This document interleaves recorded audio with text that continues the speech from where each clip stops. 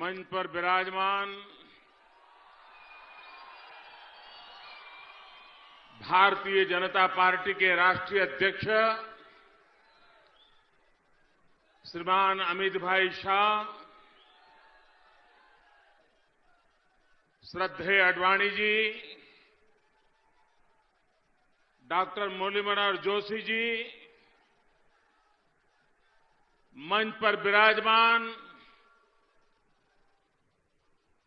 Bharatiya Janata party के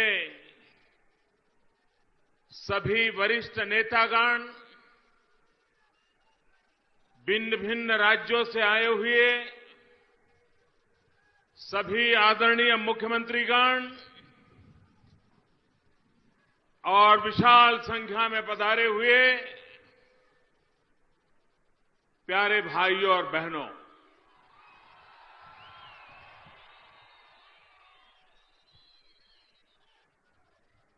लग रहा है मौसम बदल रहा है।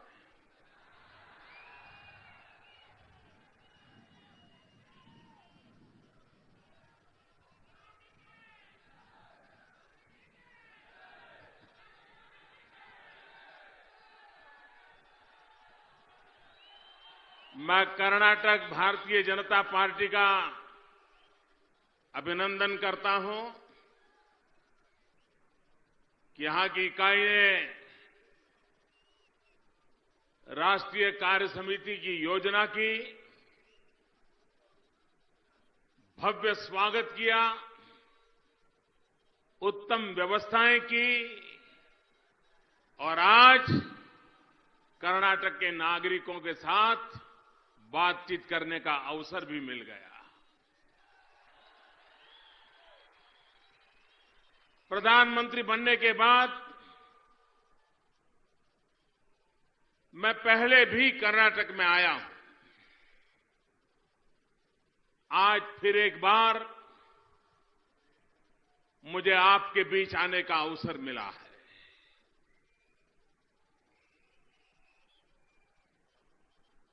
आप अनुभव करते होंगे कि गत कई वर्षों से एक निराशा का माहौल था, आशंकाओं का माहौल था। अखबार खोलो, टीवी चालू करो,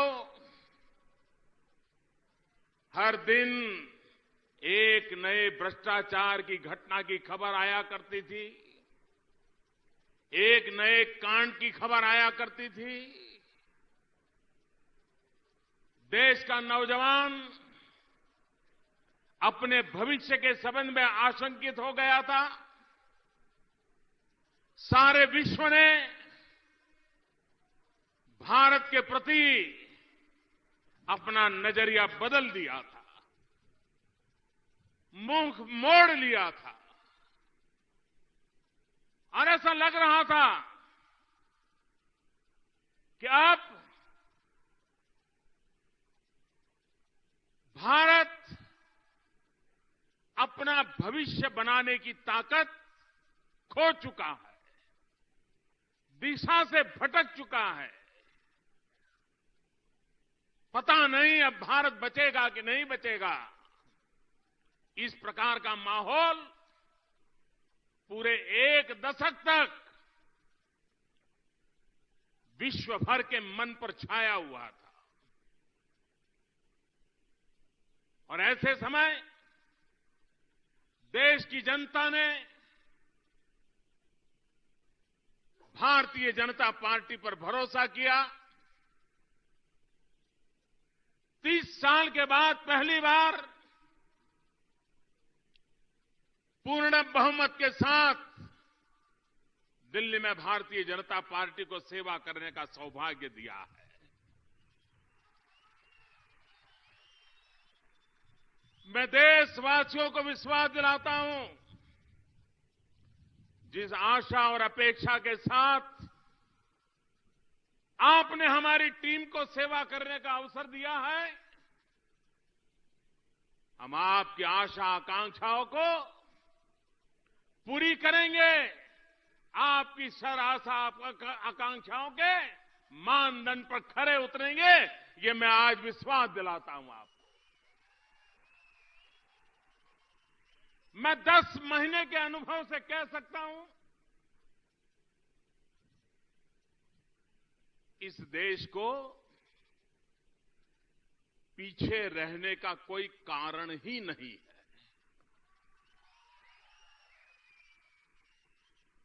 ऐसा कोई कारण नहीं है कि हम पिछड़ जाएं। ऐसा कोई कारण नहीं है कि हम विकास की गति में उल्टी गिनती की ओर चल पड़े। कोई कारण नहीं है। और 10 महीने में हमने अनुभव किया है। अगर देश के कोटि कोटि जनों के आशीर्वाद हो,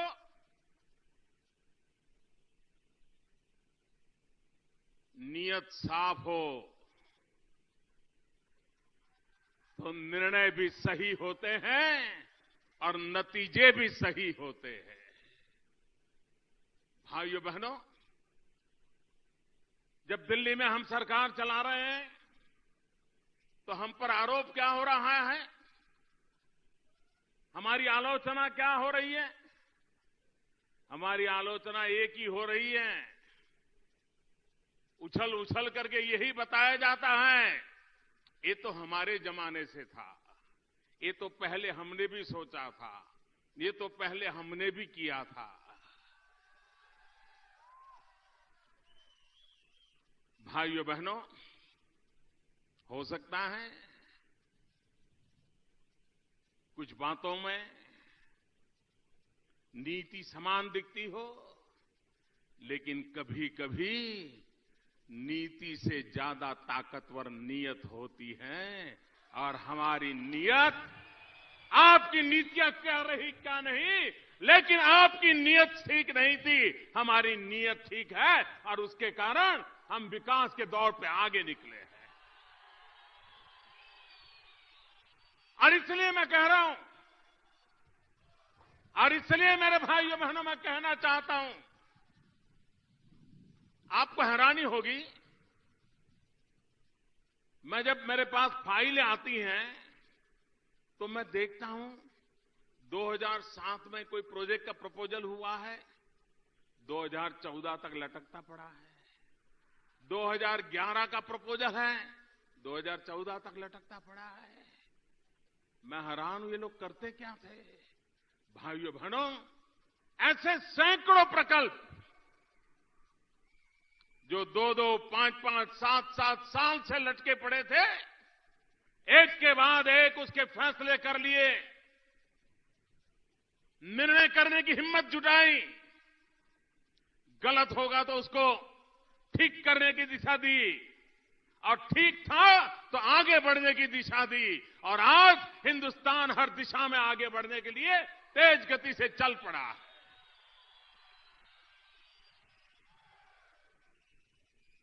कुछ लोग हमें टोने मारते रहते थे, मोदी जी चुनाव में तो काले धन की बड़ी बातें करते थे, कहां है काला धन? काला धन कब आएगा? काला धन आएगा कि नहीं आएगा? ऐसा झूठ चलाया, ऐसा झूठ चलाया भाइयों बहनों, क्योंकि उन्हें मालूम था, वो इतना चीखना चाहते थे, इतना चिल्लाना चाहते थे कि सत्य की आवाज दब जाए। लेकिन सत्य की आवाज कभी दबती नहीं है। समय आने पर वो अपनी पूरी ताकत के साथ मुखर हो जाती है। और आपने देखा होगा, सरकार बनने के बाद पहली कैबिनेट मीटिंग में क्या निर्णय किया? 3 साल से दिल्ली में बैठी सरकार सुप्रीम कोर्ट के कहने के बावजूद भी काले धन के संबंध में निर्णय करने को तैयार नहीं थी, एसआईटी बनाने को तैयार नहीं थी।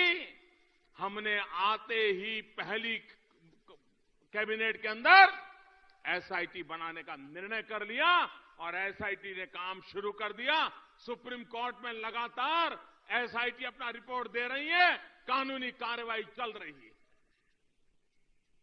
हम विश्व के देशों के पास गए, G20 समिट में गए। विश्व के कई नेता ऐसे थे जिनका चेहरा पहली बार देखने का अवसर आया था। मैं नया था, लेकिन मुझे पता था मोदी भले नया हो, अनुभव कम हो, लेकिन देश चिर पुरातन है। 125 करोड़ देशवासियों की ताकत है।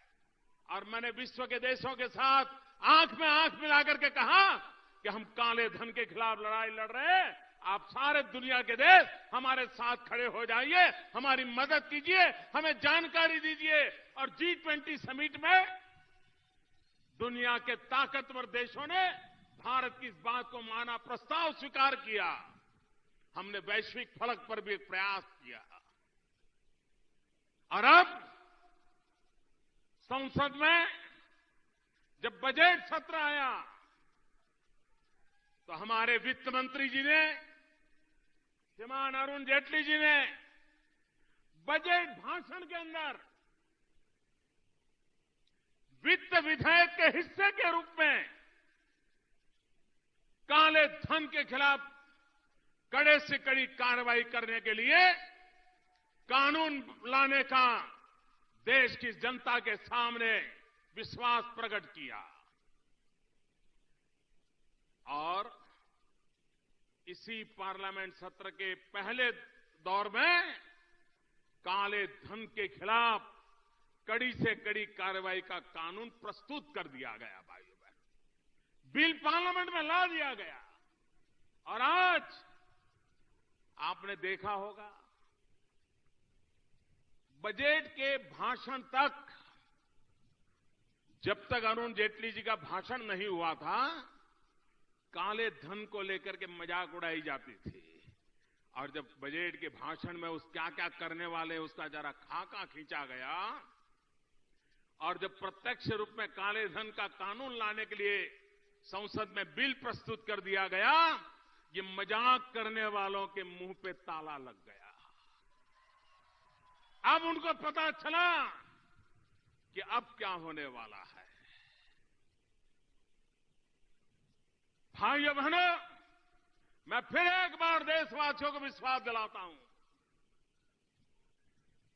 जो गया है वो लाना भी है, लेकिन अब नया ले जाने की कोई हिम्मत न करे, ये प्रबंध भी हमने करना है और उसको हमने किया है। देश का भ्रष्टाचार के खिलाफ आक्रोश है और मेरी देशवासियों ने मुझसे अपेक्षा की है कि मोदी जी कम से कम आप भ्रष्टाचार के खिलाफ लड़ाई लड़िए। और मैं देश को वादा करता हूं, जिस इरादे से आपने मुझे काम दिया है, आपका वो इरादा पूरा करके रहूंगा। आप देखिए, कोयला, जब पार्लियामेंट के चुनाव के वर्षों में हम कोयले की चर्चा करते थे, चुनाव सभाओं में बोलते थे, तो कई लोग हमारी मजाक उड़ाते थे। सरकार में उस समय जो लोग बैठे थे वो तो कहते थे ये बढ़ चढ़ करके आंकड़े दिए जाते हैं, सब झूठे हैं, फालतू है। और आंकड़ा इतना बड़ा था, 1,76,000 करोड़, 1,76,000 करोड़। ये आंकड़ा इतना बड़ा था कि आंकड़ा भी लोगों को भारी लगने लगा था। तो लोग भी कहते थे नहीं यार, हुआ तो होगा, लेकिन इतना नहीं हुआ होगा। ये खा तो गए होंगे, ले तो गए होंगे, लेकिन इतना थोड़ा ले जाते हैं।